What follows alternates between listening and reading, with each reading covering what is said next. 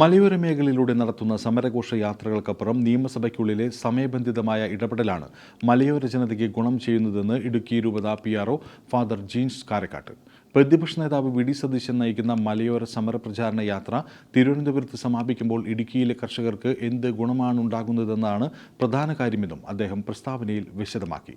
വന്യജീവി ആക്രമണത്തിലും കാർഷിക മേഖലയിലെ തകർച്ചയ്ക്കും ബഫർ സോൺ വിഷയത്തിലും പരിഹാരമുണ്ടാക്കുക എന്നതാണ് യാത്രയുടെ ലക്ഷ്യം. ഇതിനു മുമ്പ് സർക്കാർ നടത്തിയ നവകേരള സദസ്സ് കൊണ്ട് ജില്ലയിലെ ജനങ്ങൾക്ക് കാര്യമായ പ്രയോജനമുണ്ടായില്ല. മുഖ്യമന്ത്രിയും മന്ത്രിമാരും 140 മണ്ഡലങ്ങളിലും ജനങ്ങളോട് സംവദിക്കുന്നു എന്നതായിരുന്നു അതിന്റെ പരസ്യവാചകം. വലിയ തമാശയായി അത് അവസാനിച്ചു. കാരണം സംവദിക്കാൻ വലിയ ദുരിതങ്ങളുടെ നിവേദനവുമായി ചെന്നവരെല്ലാം നിരാശയോടെയാണ് മടങ്ങിയത്. ഭരിക്കുന്നവർക്ക് തെറ്റുപറ്റിയാൽ തിരുത്തൽ ശക്തിയായി മാറുക എന്നതാണ് പ്രതിപക്ഷത്തിന്റെ ധർമ്മം. സമീപനാളിൽ വന്യമൃഗാക്രമണത്തിൽ ജില്ലയിൽ നിരവധി പേരുടെ ജീവനാണ് പൊലിഞ്ഞത്. ഇത്തരം സന്ദർഭങ്ങളിൽ മൃതദേഹവുമായി വിലപേശുന്നതിൽ അർത്ഥമില്ല. ഭൂപതിവ് ഭേദഗതി ബിൽ നിയമസഭയിൽ അവതരിപ്പിച്ചിട്ട് 16 മാസമായി. ചട്ടങ്ങൾ രൂപീകരിക്കാനോ ബില്ല് പാസാക്കാനോ സർക്കാർ ഒരു നടപടിയും ഇതുവരെ ചെയ്തിട്ടില്ല.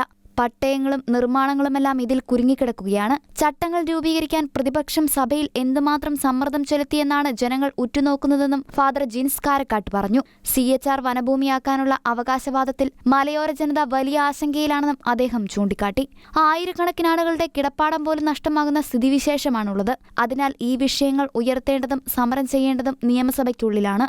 സഭയ്ക്കുള്ളിൽ മലയോര ജനതയ്ക്ക് അനുകൂലമായി ശബ്ദമുയർത്താതെ തെരുവിൽ മാത്രം ബഹളം വെച്ചിട്ട് കാര്യമില്ല. വിവാദമായ ഓരോ നിയമങ്ങളും പാസാക്കിയപ്പോഴും ഇവിടെ നിന്നുള്ള പ്രതിനിധികളും അവർ പ്രതിനിധാനം ചെയ്യുന്ന കക്ഷികളുടെ മറ്റു നേതാക്കളും സഭയിലുണ്ടായിരുന്നു.